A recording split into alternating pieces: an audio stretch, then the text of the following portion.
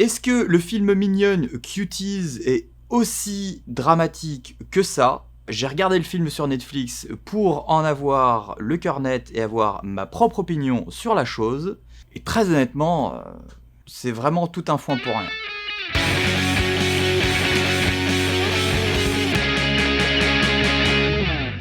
Warketeux, warketeuses, bonjour, bienvenue sur cette chaîne où on parle de marketing, de business et d'entrepreneuriat aux États-Unis. Je suis Olivier, entrepreneur à Los Angeles, et aujourd'hui, on va faire une petite vidéo follow-up sur ma vidéo qui analysait le marketing de Netflix concernant le film Cuties Mignonne en français, qui avait clairement saboté le marketing du film aux États-Unis. À l'époque, le film n'était pas encore disponible. Aujourd'hui, le film, il l'est. Parce que, évidemment, pour pouvoir se faire une idée, la meilleure des façons, c'est de se faire la sienne. Et je dois dire que j'ai hésité avant de regarder le film, parce que sur YouTube, j'avais vu quelques extraits, et notamment un extrait qui fait vraiment polémique, puisque c'est la scène où elle danse, qui est quand même la scène qui est quand même à la fin du film, faut quand même le rappeler. Et donc c'est vrai que, sorti de son contexte, c'est une scène qui peut déranger.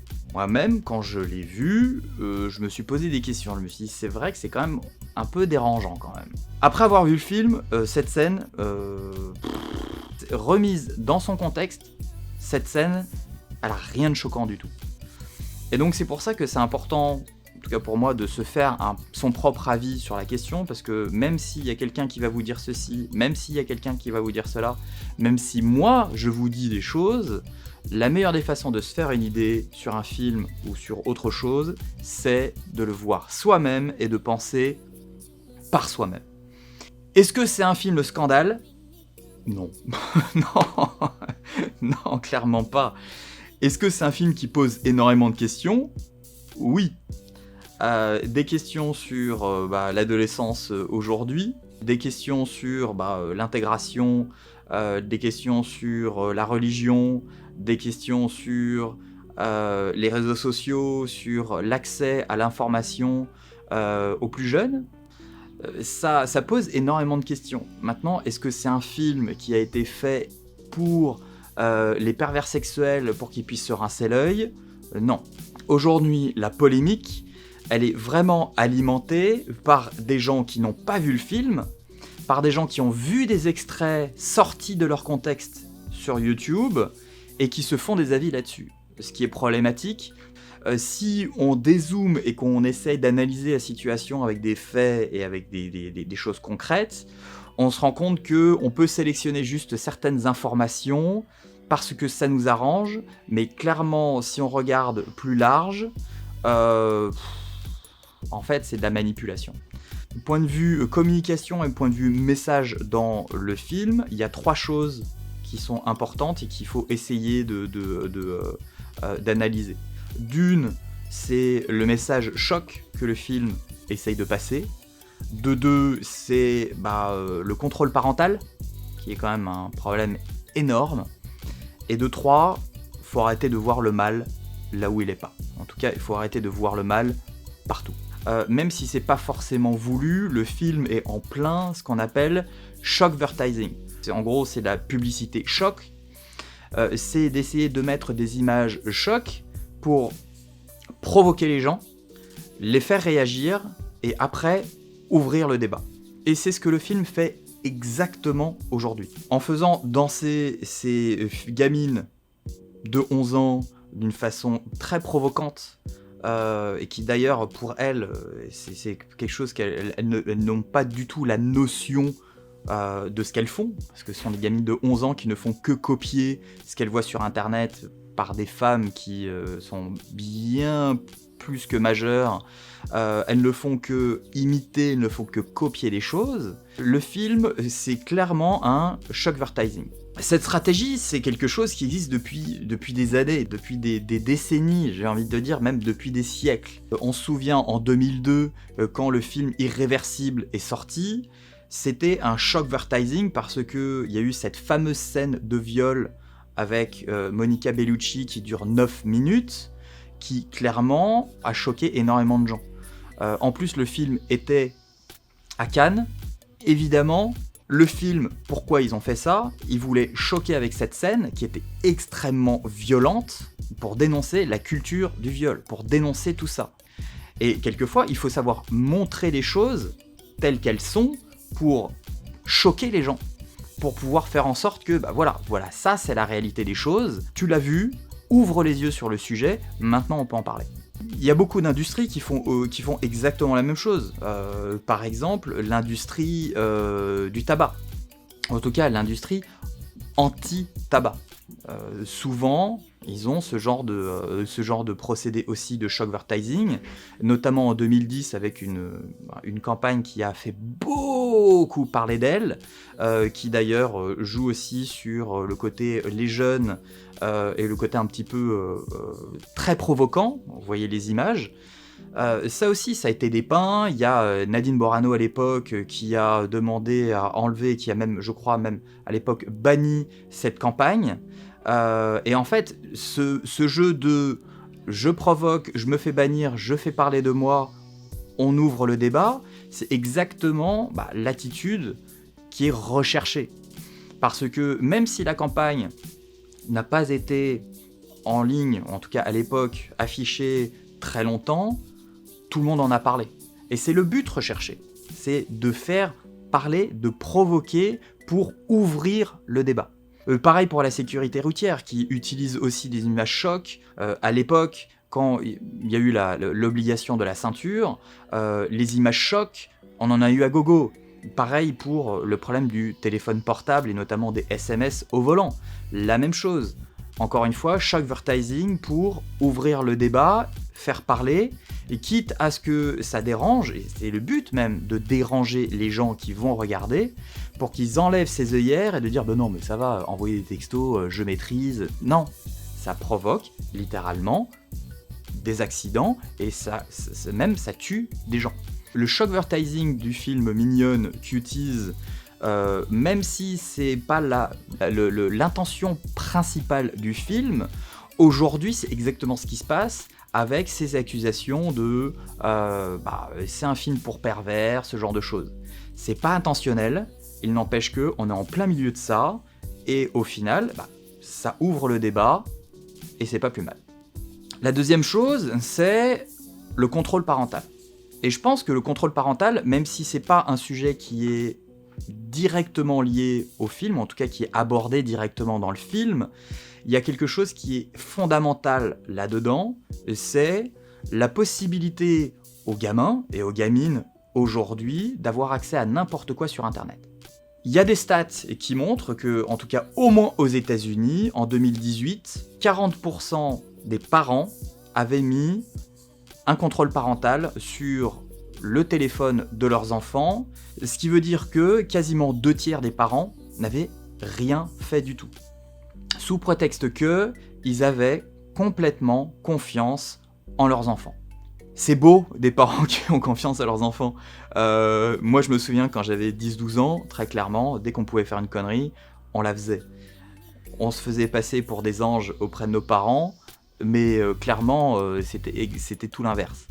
De pas mettre de contrôle parental sur le téléphone des enfants, ça leur permet de regarder n'importe quoi sur Internet et de cliquer sur « oui, j'ai plus de 18 ans, je fais ce que je veux ». Je dis pas qu'ils vont forcément le faire, mais d'accéder à un site de film porno, aujourd'hui, en 3 clics, c'est extrêmement simple. De pouvoir regarder des clips de rap où les nanas, des clips de R&B où les nanas sont au bord d'une piscine à se trémousser dans des situations et dans des tenues qui sont plus que provocantes, oui, c'est accessible par tout le monde, qu'on ait 10 ans, qu'on ait 18 ans ou qu'on en ait 50. Et c'est clair que aujourd'hui, de savoir que 60% des parents, au moins aux États-Unis, n'ont aucune idée de savoir ce que les enfants font sur Internet, c'est vraiment problématique. Parce que, oui, il y a énormément de choses qui sont qui sont safe, etc. Mais il y a une petite partie, on veut clairement pas qu'ils aient accès.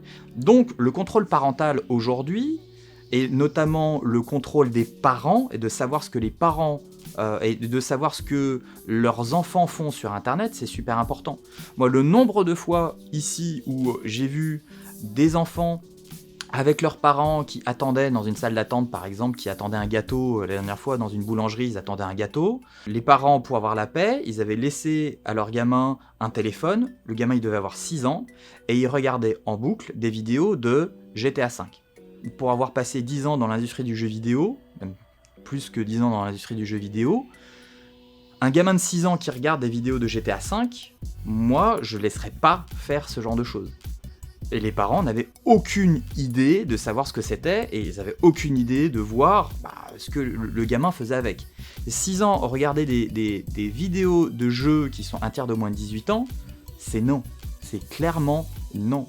Donc le contrôle parental, il y a quand même énormément de choses qui est bénéfique, et ça, c'est un gros problème qui est soulevé dans le film. Et puis la troisième chose, c'est l'innocence de ces gamines qui, encore une fois, ne savent pas du tout ce qu'elles font. On le voit à plusieurs reprises dans le film, c'est montré, quand la gamine fait un ballon avec un préservatif et qu'elle n'a pas conscience que c'est un préservatif et qu'elle ne sait pas ce que c'est, et qu'après elle commence à pleurer.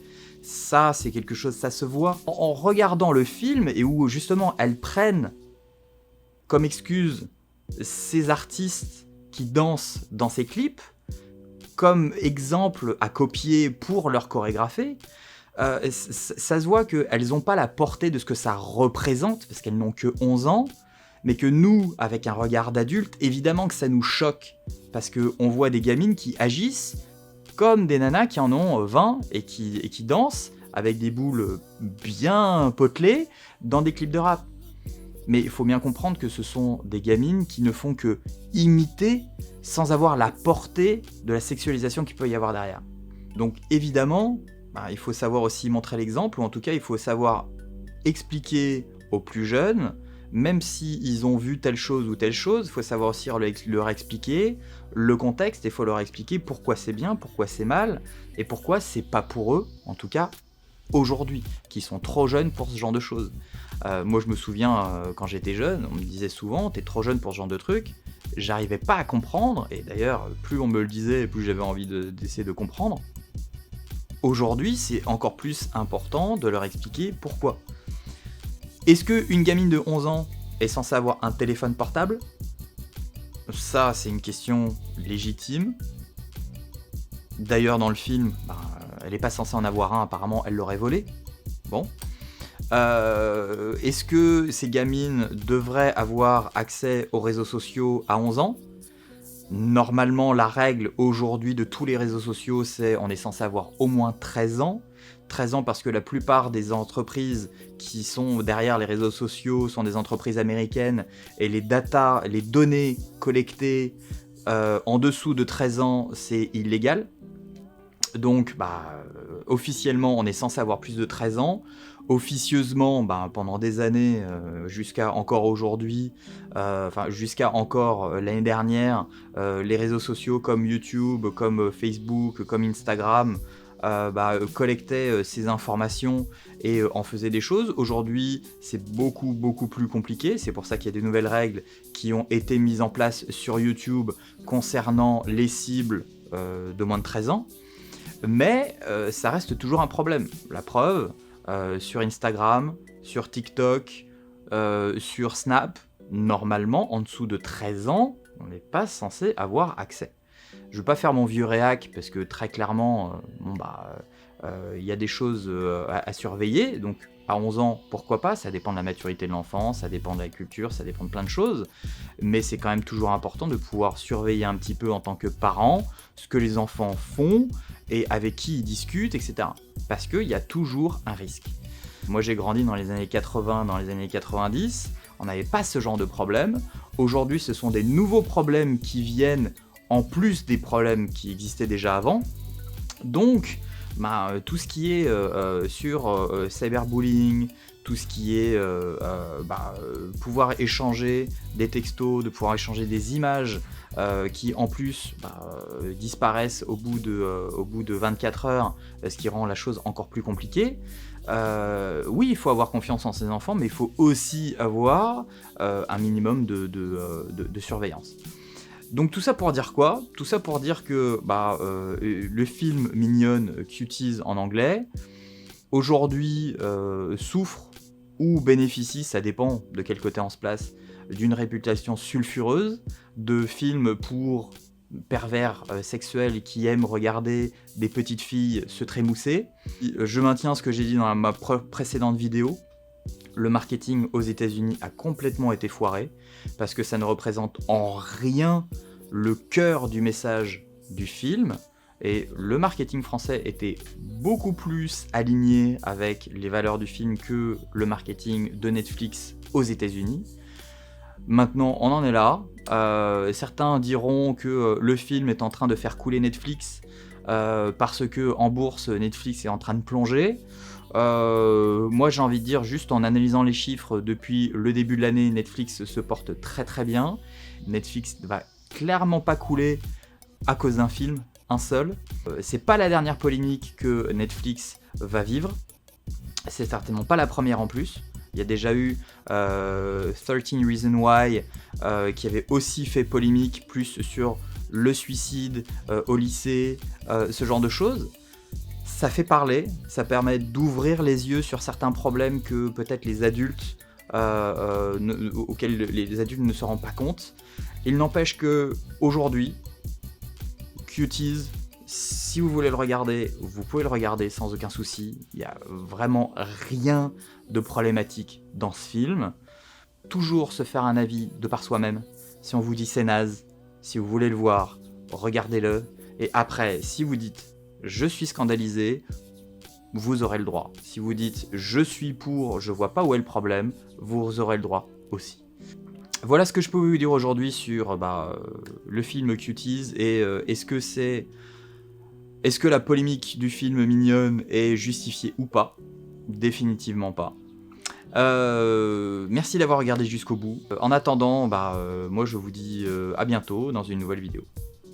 Et merci d'avoir regardé.